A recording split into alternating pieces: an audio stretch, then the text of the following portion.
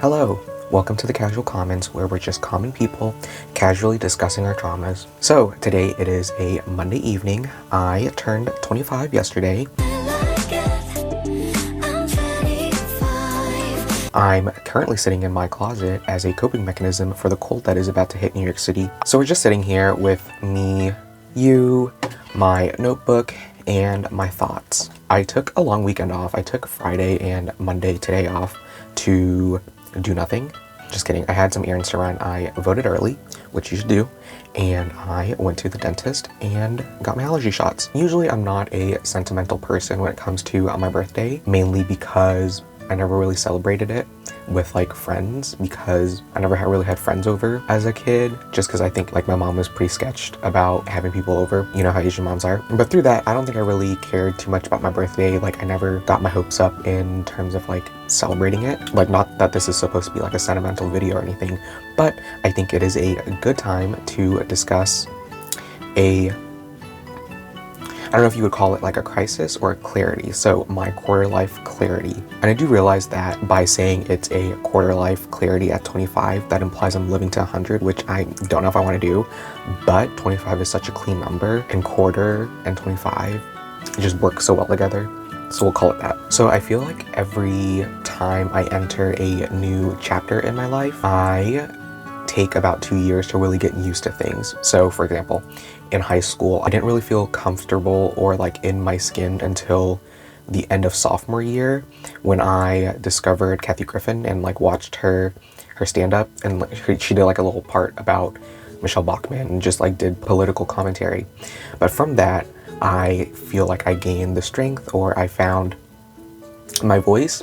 Not that I was like really in a shell or anything, but I just became a lot more sociable, and I engaged more people around me, and I think I wouldn't say I made more friends, but I think I was just more friendlier to a lot more people. And then in college, same thing happened. I didn't really get into my stride until basically junior year. It took me freshman and sophomore year to realize that I didn't have to, I guess, like be in a popular group or student organization or be well known on campus, even though that was kind of what a lot of people were after. I spent my first 2 years of college kind of like chasing prestige and like popularity, even though like I was never, I guess, like built for that. I ain't built for it, but I still chased it, which made, I guess, like my social life pretty miserable. I mean, I did meet a lot of friends, and like I still talk to them, and like I had a great time both years, but I think just putting so much of my mental energy into trying to be like popular in college just was not it. And then now, since starting my full-time job, I think starting around like right before I hit 2 years, I started realizing that my job is not my identity. And I've learned to not really think about my job as a career, which, you know, like at my job, I will say like, I want a career, like I'm so driven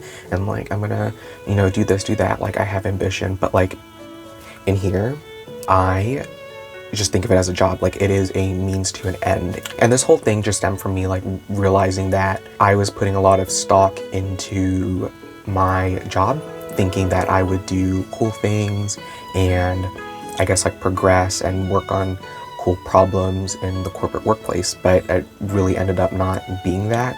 And looking at, you know, my peers and other people I've worked with, it's like few and far in between that I would get to do those kinds of cool problems at my age and my tenure. And I think because I put so much of my mental energy and my like hopes and desires into my job, and then it didn't pay out or it didn't go the way I had dreamed that it would, I felt so down. Like my first year was just miserable in New York City. You know, like I'm supposed to be here to, you know, live a young person's life and enjoy life, and I didn't, because I was just so focused on getting into better projects, getting on a better team, doing cooler work, even though that really doesn't matter. So I think around the 1 year, 8 months mark was when I finally decided to stop considering my job as a career and more so just as a means to an end, which means I just look at it as a paycheck that I get every 2 weeks, and that paycheck feeds into me retiring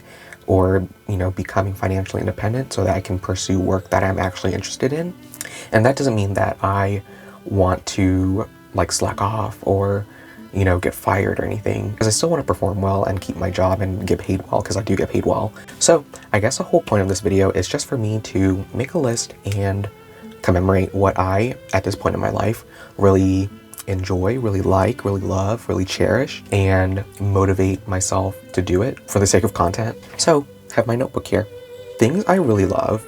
Because of quarantine, I've gotten into gaming a lot more, and I've been watching Twitch streamers and just YouTube clips of video games, and I realize I really miss playing video games. I have a Nintendo Switch that I really like and play a lot on, and then I also have my old laptop that I use as a gaming PC, but it can't hold a battery charge and it doesn't function well, so I can only really play old games or have the settings on the lowest settings, which interfere with gameplay. So I've decided to save up money for a gaming desktop. I have not bought one, even though I could have afforded one these past few years, actually, because I moved around basically every 6 months to a year, and I was never in one spot for too long. Sometimes I would move states 3 times in 2 years, so it just didn't make sense for me to buy a whole desktop when I don't have kind of a stable living situation year to year. But as an adult now, I can pay to get things moved carefully. But I realized that I've really missed being able to play PC games, and that was where a lot of my enjoyable time was. So my gaming PC will be my first, I guess, savings goal in terms of things to save up and then buy, because all of my money goals so far have just been to save it for retirement. Another thing that I really like is personal finance or financial independence. There's really not much to say about that other than, I enjoy making videos about that and just thinking about it on the daily, but it really is kind of a long-term thing. I'm also into YouTube, both consuming it and making videos for it. I really enjoy watching YouTube as my form of entertainment because I didn't have cable growing up. So a lot of my entertainment was on YouTube for free, and I like making videos because I like the filming and then the editing process, and I think it's just really therapeutic. And the whole reason why I started YouTube, it was to have a creative outlet from my job. So YouTube's another thing I really like, and I want to do more of it. I also like photography. In high school, I was the editor-in-chief and main photographer for my school's yearbook. I did a lot of sports photos, and then from that I was able to charge people to do some a senior photo shoot for 2 hours in the park, and it's pretty fun. And again, I really like being creative, and that was a way of expressing my creativity.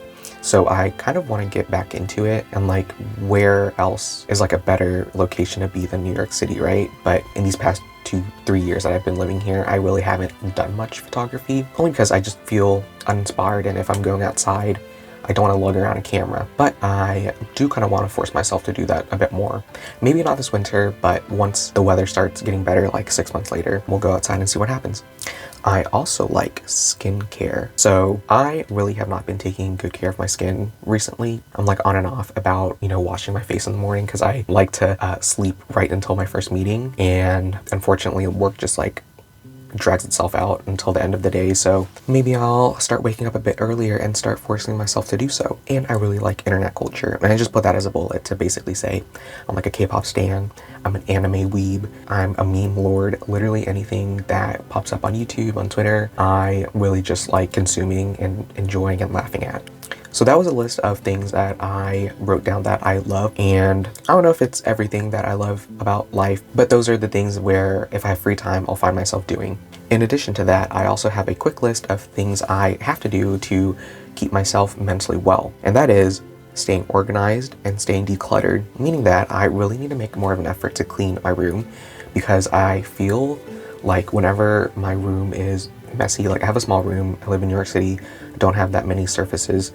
So whenever I feel I want to do something creative, I oftentimes don't, because my area is just messy and I feel I need to clean it up first, but then I get lazy and I don't clean it up.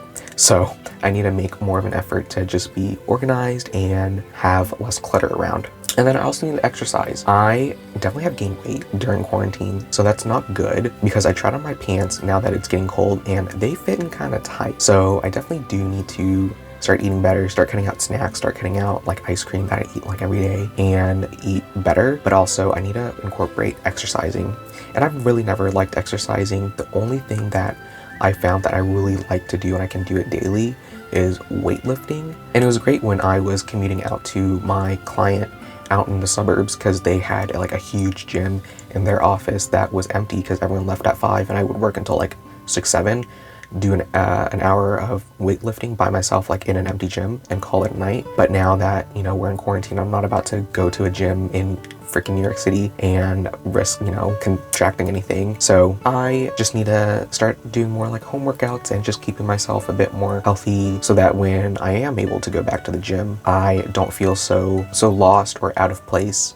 And that's my list. I feel a lot better talking about it, although this kind of stemmed from me being in a dark place and not really liking my life or my job. But now that I have this list, I feel like I can remind myself every day that I have other things in life that I really enjoy and should be free to do, I shouldn't feel guilty to do. So anyway, thank you for watching. I hope you come back for the next video.